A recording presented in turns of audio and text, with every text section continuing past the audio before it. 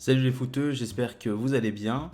Bienvenue pour une nouvelle vidéo dans ce décor que j'adore vous accueillir ici et j'ai une petite surprise. Voilà, j'ai reçu mon maillot.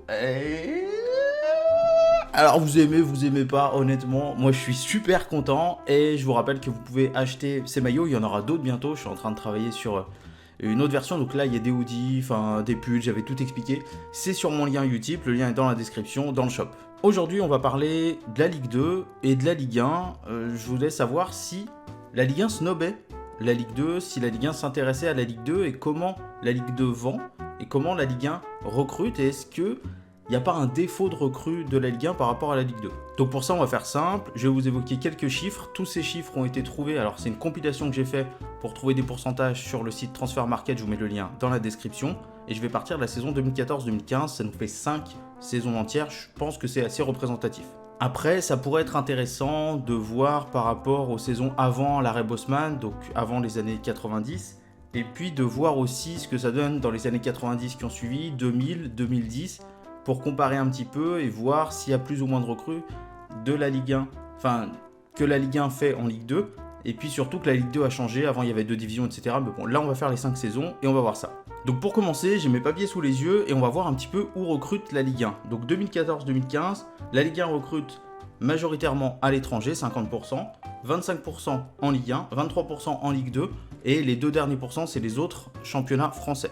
2015-2016, c'est 51% étrangers, 29% Ligue 1, 18% Ligue 2 et 2% autres championnats français. Donc on voit déjà qu'il y a une baisse des recrues de deuxième division pour la première division. 2016-2017, 31% Ligue 1, 52% étrangers et 13% Ligue 2. Donc il y a encore une baisse de l'intérêt de la Ligue 1 pour la Ligue 2. 2017-2018, 53% étrangers, 29% Ligue 1, 15% Ligue 2, donc là ça remonte un petit peu. Et 2018-2019, 29% Ligue 1, 18% Ligue 2, 50% à l'étranger, donc ça remonte un petit peu, l'intérêt de la Ligue 1 remonte pour la Ligue 2. Alors là c'est bien gentil, on a évoqué les premiers chiffres, mais ça nous dit pas grand chose. On va voir la tendance sur ces 5 dernières saisons, mais pour ça il nous faudra un comparatif. Et on va comparer aux championnats allemand, anglais, espagnol et italien. Alors dans l'ensemble, pour la Ligue 1, il y a une hausse des recrues de la Ligue 1 vers la Ligue 1 sur ces 5 dernières saisons. Il y a une baisse des recrues de la Ligue 1 en Ligue 2. Par contre, ça a fait en fait une grosse baisse, puis ça remonte un petit peu. Et puis vous avez une hausse quasi constante des recrues de Ligue 1 vers l'étranger. Et ça, il faudrait voir d'où ça vient. Pour l'instant, on fait les chiffres et après, on essaie de trouver des explications. Alors, commençons par l'Allemagne. En Allemagne, on voit tout simplement qu'il y a une baisse au fur et à mesure des recrues de la première division vers la deuxième division. C'est passé de 15 à 8%, ça fait 15, 17, 10, 12, 8. Donc, il y a une très très grosse baisse. Il y a une hausse par contre des recrues depuis l'étranger. Et là, c'est quand même passé de 46 à 53% et ça a augmenté quasiment constamment sauf une année où ça a baissé. Et vous avez une égalité en gros des recrues de Bundesliga vers Bundesliga puisque c'est passé de 35 à 35. Donc en gros en fait on a perdu en Bundesliga des recrues de D1 sur la D2 mais pour augmenter les recrues depuis l'étranger. Alors l'Allemagne est le seul pays où ça a baissé autant. Si on regarde bien en Italie c'est resté à peu près équivalent, c'est-à-dire que la Serie A recrute en Série B à hauteur de 10-12%. Elle va recruter en Serie A à hauteur de 44-45% en gros. Elle va recruter à l'étranger à hauteur de 37-38%. On est quand même sur un championnat qui recrute plus chez lui qu'à l'étranger. Et ça par contre c'est rare. C'est-à-dire que c'est le seul championnat, si je me trompe pas, je vérifie. Oui, c'est le seul championnat, la Serie A, qui recrute plus en Italie qu'à l'étranger. En Angleterre, on est sur plus de la moitié des recrues venant de l'étranger. Après, bon, ça peut s'expliquer par les très gros budgets. Par contre, on reste équivalent en D2, c'est-à-dire qu'on recrute à peu près 14-15% des recrues de PL viennent de Championship. Et on est environ à 31% des recrues de PL qui viennent de PL. Par contre, ça c'est sur l'ensemble parce qu'on est passé de 38 à 17% sur la saison 2018-2019. Alors c'est le plus faible. Avant, on était à 38, 27, 34, 34% et on est passé à 17%. Et en fait, là, la saison dernière, la Première Ligue a beaucoup moins recruté en Première Ligue et ça, c'est un phénomène très notable. Et enfin, en Liga, alors les recrues depuis l'étranger ont augmenté, elles sont passées de 53 à 60%, sauf l'année dernière où elles sont redescendues à 49%. Donc en gros, on est à 56% en moyenne de recrues qui viennent de l'étranger, mais on a grandement baissé. Pour augmenter, non pas les recrues qui viennent de première division, parce que les recrues de Liga, club de Liga vers club de Liga sont passées de 32 à 28%, elles ont baissé un petit peu. Mais pour augmenter principalement les recrues qui viennent de deuxième division, et ça c'est très notable, c'est passé de 10 à 17%. Donc c'est assez énorme. Donc c'est-à-dire que là, en Ligue 1, on recrute de plus en plus en deuxième ligue espagnole. Alors maintenant qu'on a vu tous ces chiffres, il va falloir essayer d'expliquer un petit peu avant de passer à où vont les joueurs de Ligue 2. Alors la première ligue qui recrute beaucoup plus à l'étranger, c'est simple, vous avez beaucoup d'argent, donc autant aller chercher les meilleurs joueurs. Et vous voyez que même les clubs qui sont des promus, on l'a vu là cette saison avec les Wolves de Wolverhampton, par exemple, qui ont recruté pour plus de 100 millions. On l'a vu avec Fulham qui a recruté pour plus de 100 millions. Et c'est énormément en dehors de l'Angleterre. C'est vraiment énormément ça. On a vu des grosses recrues en France. Par exemple, le milieu de terrain Anguissa qui est parti pour une 30aine de millions d'euros, ce qui est colossal, je trouve. Donc là, l'Angleterre cherche de plus en plus de trade à l'étranger. Ça fait circuler l'argent. Et je pense que ça s'explique vraiment par l'argent qu'il y a dans les clubs anglais et le fait qu'on peut se permettre de recruter où on veut et quasiment au prix qu'on veut. On le sait au jour d'aujourd'hui, si tu veux vendre cher, tu vas en Angleterre. L'Italie aussi s'est mise à recruter un peu plus à l'étranger, mais c'est pas aux dépens des recrues de clubs de Serie A vers Serie A ou de clubs de Serie B qui vont en Serie A. C'est aux dépens des recrues des clubs de Série C et inférieurs. Il y a quelques années, il y avait encore pas mal de joueurs de Serie A qui venaient de Série C, notamment chez les promus ou chez les clubs de milieu de tableau.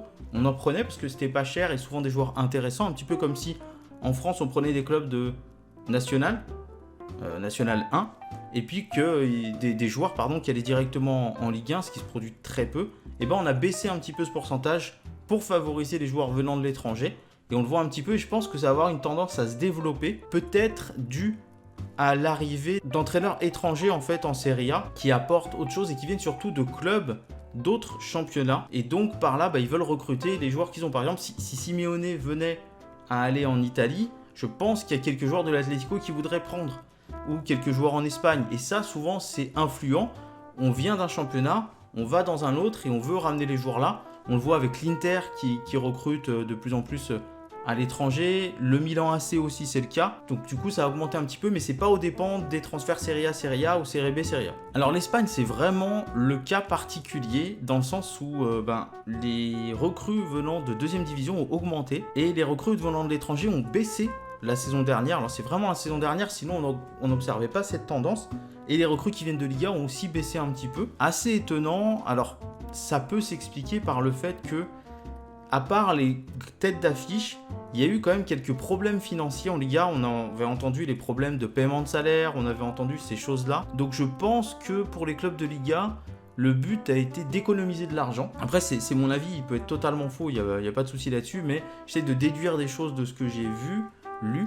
Et je pense que pour les clubs de Liga, le but était de gratter un petit peu d'argent en allant chercher des joueurs qui sont en deuxième division, des joueurs qui sont bons, parce qu'il se peut que ce soit des joueurs qui aient été prêtés par d'autres clubs de première division. Et après, on a vu aussi que le Real n'a pas recruté quasiment depuis plusieurs années, donc ça aussi ça compte. Le Barça lui a recruté sans problème très très gros, le Dembélé, Coutinho, ça coûte très cher, et j'en oublie encore parce qu'il y en a beaucoup, Arthur. Et sinon il n'y a pas eu vraiment de grosses locomotives, c'est-à-dire plusieurs clubs qui ont recruté énormément venant de l'étranger ou des joueurs qu'ils ne connaissaient pas. Et il y a eu aussi ce fait que je pense que les clubs qui avaient moins d'argent se sont dit on va économiser, on va les piocher un petit peu plus dans la deuxième division espagnole, et ça a pu être très utile pour certains clubs. Je pense à Getafe. Alors l'Allemagne c'est le contraire, il y a une grosse baisse des joueurs venant de deuxième division à première division. Je pense que ça peut s'expliquer par le niveau de deuxième division qui n'est pas suffisant aux yeux des clubs de première division. Ça peut aussi s'expliquer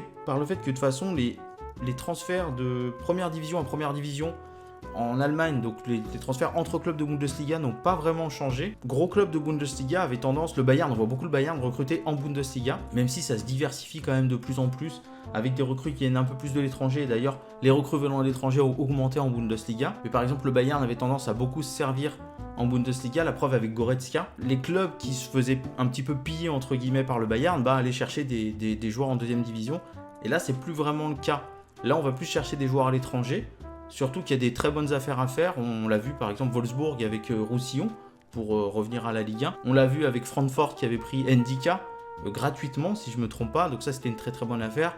On l'a vu avec Leipzig qui avait pris Upamecano. Et là je parle vraiment que de joueurs en France et il y en a dans d'autres pays. Donc ça se diversifie un peu plus. La Bundesliga qui a un peu plus d'argent, notamment pour les clubs de tête, même si c'est plutôt bien réparti et qu'en Bundesliga il y a des règles assez strictes. Un investisseur ne peut pas détenir plus de 50% d'un club, c'est pas possible. Vous êtes obligé en tant que club de garder plus de 50% de votre club. Et on voit que la Bundesliga, même s'il y a une baisse, c'est pas une chute. C'est-à-dire que la Bundesliga est régulière sur ses transferts. Je pense que c'est preuve pour moi de travail. Après, est-ce que c'est du travail qui est fait vraiment dans le bon sens? Parce qu'il y a des clubs qui se trompent, mais il y a des clubs qui se trompent pas. Et chaque année, on voit des clubs qui arrivent un petit peu différents en concurrence pour le podium. Pas pour la tête, même si le Borussia Dortmund a titillé un petit peu le Bayern cette saison. Voilà. Et je pense que ça traduit une certaine pérennité, longévité financière de la Bundesliga et que c'est un championnat qui est très serein. Je sais pas, c'est ce qui ressort, c'est un championnat serein avec des équipes qui sont posées, sereines et qui travaillent sur le long terme, notamment au niveau financier. Donc là, on a fait le tour des championnats européens, mais qu'en est-il pour la Ligue 1? Comment ça se fait que les transferts qui vont de clubs de Ligue 1 en Ligue 1 ont augmenté, ceux qui vont de Ligue 2 en Ligue 1 ont baissé, et les transferts venant de l'étranger ont augmenté? On va voir d'abord où vont les joueurs de Ligue 2. Et bien majoritairement, les joueurs de Ligue 2, toutes les années quasiment, et c'est de plus en plus le cas, vont tout simplement vers d'autres championnats français ou en Ligue 2. C'est-à-dire qu'il y a beaucoup de transferts de Ligue 2 à Ligue 2, il y en a vraiment énormément. Et il y en a certains qui vont en National 1, National 2, National 3 même, certainement par manque de temps de jeu en Ligue 2, donc peut-être qu'il n'y avait pas de niveau, ou peut-être aussi qu'ils restent en Ligue 2 parce qu'on ne leur donne pas leur chance en Ligue 1. Et après, au fur et à mesure, vous avez deux baisses. Les transferts de Ligue 2 en Ligue 1 ont un petit peu baissé, sont passés de 14% à 11%. Alors il y avait une petite augmentation à 17% en 2015-2016, et puis ça a baissé. Et les transferts de Ligue 2 vers l'étranger ont aussi baissé, 37%, 43%, 32%, 29%, 28%. Maintenant, la saison dernière, ils n'ont représenté que 28% les transferts de Ligue 2 vers l'étranger, et 61% des joueurs de Ligue 2 sont soit restés en Ligue 2, soit partis dans un club de national. Donc là, je parle juste des transferts. Donc là, vraiment, il y a une très grosse baisse. Et là, on peut se poser la question, qu'est-ce qui fait que la Ligue 1 s'intéresse moins à la Ligue 2? Pour moi, il y a plusieurs facteurs. Le premier, il est financier. L'augmentation des droits télé, des budgets des clubs de Ligue 1 font qu'on se permet des achats un peu plus gros. C'est-à-dire que si on a 20 millions de budget et qu'on achète un joueur à 2 millions, ça prend 10% du budget. Maintenant, si on a 30 millions de budget et qu'on prend un joueur à 3 millions, le même joueur, c'est toujours 10% du budget. Et là, en raisonnant comme ça, on va se diriger un peu plus ailleurs. La deuxième, c'est possiblement le fait que la Ligue 1 ne regarde pas forcément la Ligue 2. C'est-à-dire, je pense qu'il y a beaucoup d'entraîneurs de Ligue 1 qui ne s'intéressent pas vraiment à la Ligue 2, que les clubs mettent en place des cellules de recrutement qui vont plus vers l'étranger.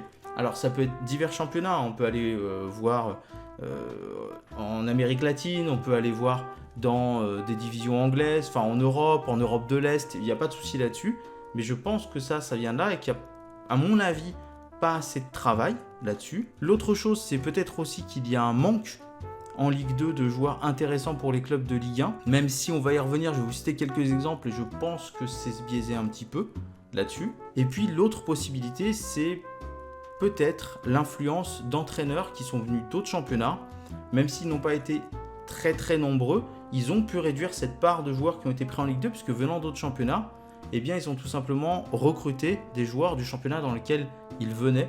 Et ça a été illustré par Tourelle, ça a été illustré par Emery, ça a été illustré par Rudy Garcia, même si lui est entraîneur français, mais il venait d'Italie et notamment de l'AS Rome.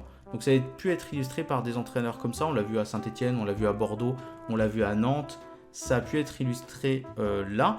Et puis aussi certains clubs qui ont des centres de formation qui font qu'ils ne vont pas forcément recruter en Ligue 2. Et il y a aussi possiblement une sorte de pression des supporters dans certains clubs, principalement les plus gros clubs, entre guillemets les plus huppés de la Ligue 1, des supporters qui veulent des noms qu'ils connaissent, et si on en vient à recruter en Ligue 2, ils les connaissent pas. Et ça, c'est assez paradoxal parce que j'entends souvent des supporters dire « Oh là là, le club rival, là, il a recruté un joueur de Ligue 2 qui est vraiment bon, je suis dégoûté, nous on travaille pas. Et si ce joueur était arrivé dans leur club, mais c'est quoi ce joueur là qu'on connaît pas, c'est n'importe quoi, allez nous recruter des gros joueurs. » On va quand même citer quelques joueurs qui, pour moi, ont été des bonnes recrues, et je vais vous citer à peu près le prix moyen des recrues des joueurs de Ligue 2 quand ils partent tout simplement en transfert.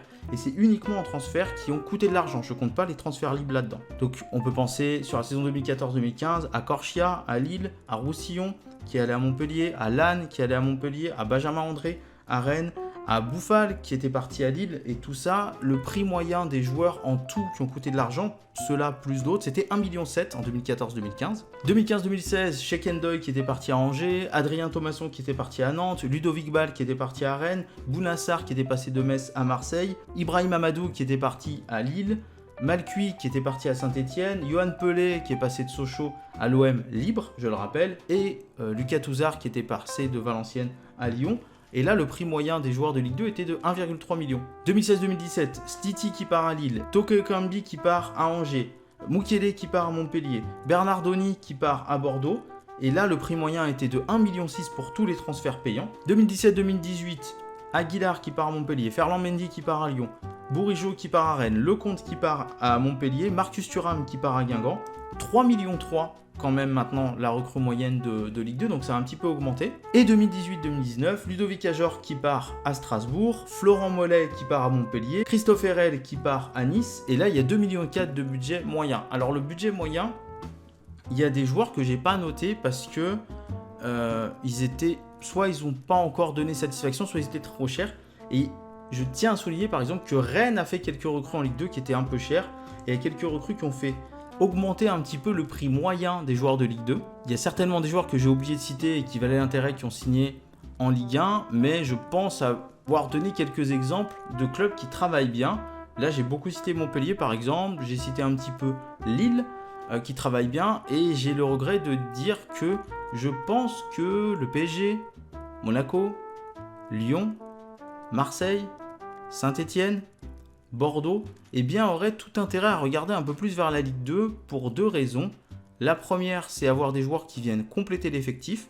C'est-à-dire que quand vous jouez une Coupe d'Europe, eh bien, vous pouvez avoir des joueurs qui viennent compléter l'effectif. Et honnêtement, avoir un joueur qui vient compléter, qui vous a coûté 1 ou 2 millions, et vous savez qu'il va faire le travail de remplaçant en Ligue 1, ça va vous libérer, en plus de ça, il ne va pas prendre un gros salaire, ça va vous libérer de la masse salariale et de l'argent pour aller recruter une plus grosse pointure.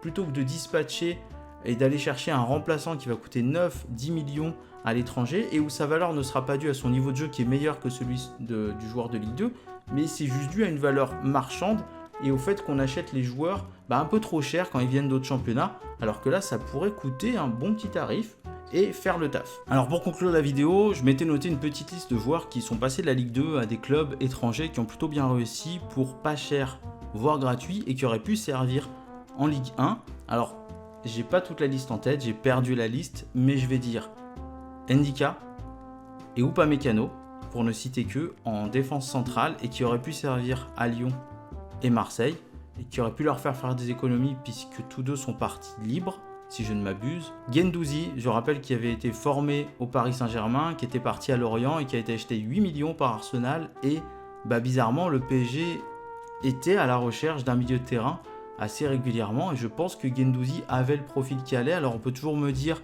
oui il était jeune etc, mais tu peux très bien le mettre dans la rotation de l'effectif au début, ce qui est le cas pour lui à Arsenal, et vu ce qu'il apporte dans le jeu cette année, cette saison à Arsenal, les plus, je pense pas que ça aurait été un handicap, bien au contraire. Donc voilà, pour terminer, je pense pas que les clubs de Ligue 1 snobent la Ligue 2, mais je pense qu'ils devraient plus s'y attarder. Il y a vraiment de bonnes choses à voir, et pas uniquement en joueurs, aussi en entraîneur. Il y a des gens qui font du très très bon travail en Ligue 2 et malheureusement c'est pas assez vu, et ce qu'il y a c'est que ça permettrait d'allier recrues de qualité si on sait bien travailler, si on sait bien observer, s'il y a des cellules de recrutement qui travaillent là-dessus, et prix largement abordable, ce qui permet de faire des économies sur un poste, de renforcer l'effectif, puisque quand on va jouer une Coupe d'Europe avec un effectif qui est trop limité en termes de quantité / qualité, c'est un petit peu dommage, hein.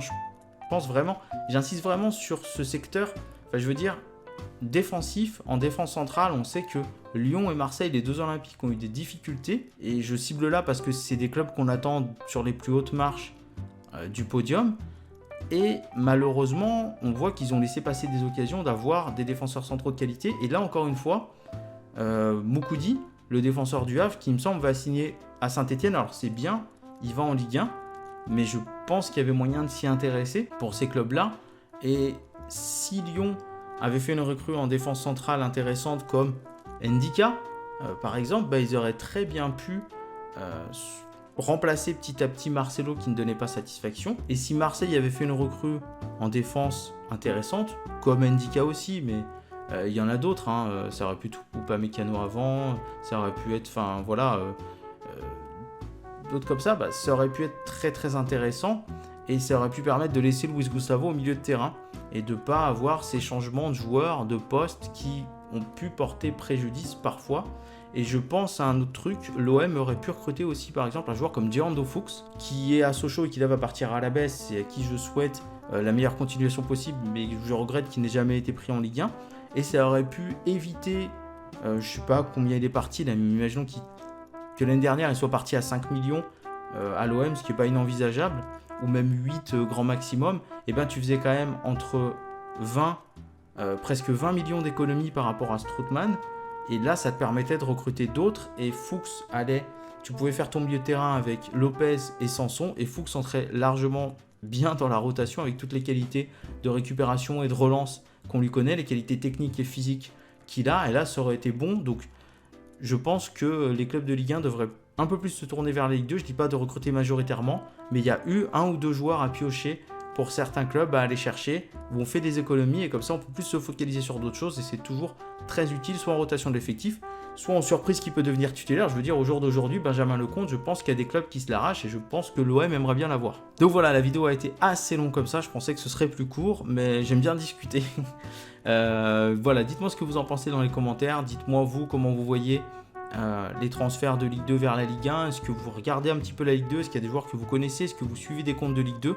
D'ailleurs, allez sur mon Twitter et allez voir les abonnements, les comptes auxquels je suis abonné, il y en a pas mal qui parlent de joueurs de Ligue 2, voire de national, et de joueurs d'entraîneurs aussi de Ligue 2 et de national.